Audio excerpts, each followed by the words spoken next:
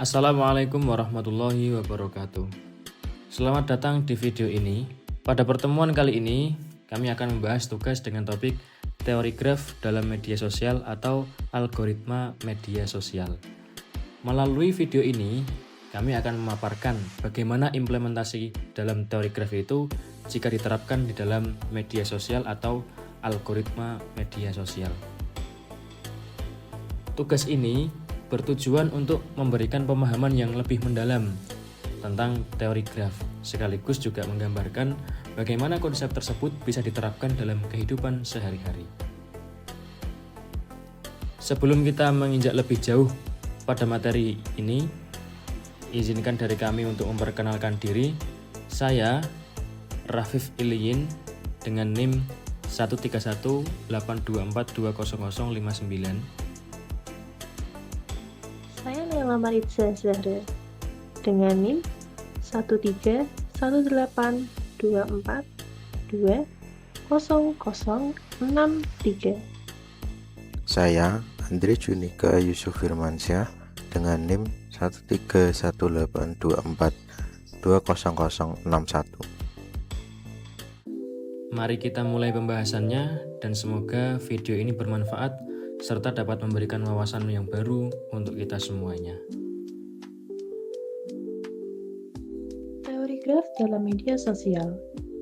Teori graf adalah cabang matematika yang mempelajari hubungan antara berbagai objek dalam sebuah jaringan. Di media sosial, teori ini digunakan untuk memahami hubungan antar pengguna, interaksi, dan bagaimana informasi menyebar. Platform seperti Facebook, Twitter, dan Instagram dapat dilihat sebagai jaringan graf, di mana simpul atau node adalah pengguna, misalnya akun Anda yang ada di Facebook, dan CC atau page adalah hubungan atau interaksi antara pengguna seperti pertemanan, follow, atau like. Jenis graf di media sosial sendiri terbagi menjadi 3. Yang pertama, graf tidak berarah, di mana hubungan timbal balik akan terjadi. Contohnya seperti pertemanan di Facebook. Jika A berteman dengan B, maka B otomatis akan berteman dengan A. Yang kedua, graf berarah. Pada kasus ini, hubungan hanya akan terjadi secara satu arah saja. Contoh, jika Anda mengikuti seseorang di Twitter, maka belum tentu mereka mengikuti balik akun Twitter Anda. Yang terakhir, graf berbobot. Pada hubungan ini, sudah menunjukkan seberapa kuat interaksi yang dilakukan oleh pengguna. Misalnya, semakin sering Anda menyukai atau memberikan komentar pada unggahan seseorang, semakin besar pula bobot hubungan Anda dengan seseorang tersebut. Bagaimana analisis graf bekerja? Yang pertama, pengguna berpengaruh. Algoritma mencari pengguna yang berpengaruh berdasarkan jumlah koneksi, baik teman ataupun follower, dan posisi sebagai jembatan di antara kelompok-kelompok pengguna. Yang kedua, komunitas atau kelompok. Sistem ini dapat mendeteksi kelompok pengguna yang sering berinteraksi satu sama lain, misalnya di dalam satu grup lapak. Yang ketiga, penyebaran informasi. Analisis graf membantu untuk memahami bagaimana konten viral itu menyebar, seperti jalur terpendek dari suatu pengguna ke pengguna yang lainnya.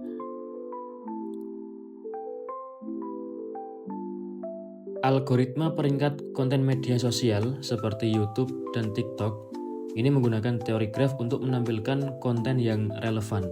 Misalnya, konten yang sering di-like atau ditonton ini akan lebih sering muncul di feed Anda atau bisa dibilang sering FYP. Kemudian, sistem rekomendasi menggunakan pola interaksi pengguna untuk memprediksi apa yang disukai.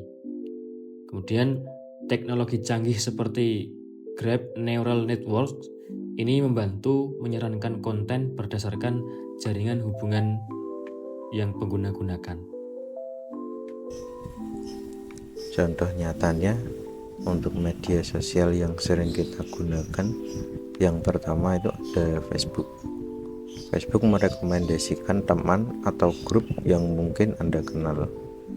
Yang kedua itu Twitter atau X, menyediakan akun untuk di-follow berdasarkan hubungan followers Anda. Yang ketiga ada Instagram. Instagram menentukan postingan mana yang muncul di feed Anda.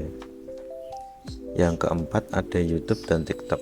YouTube dan TikTok menampilkan video berdasarkan tontonan dan like Anda sebelumnya.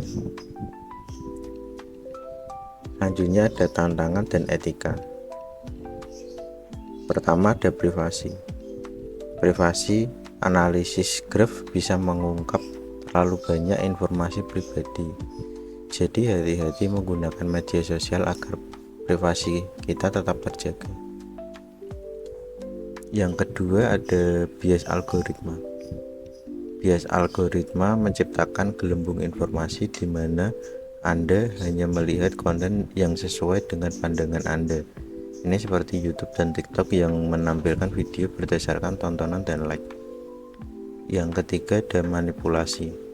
Manipulasi resiko penyalahgunaan seperti bot untuk menaikkan popularitas konten tertentu.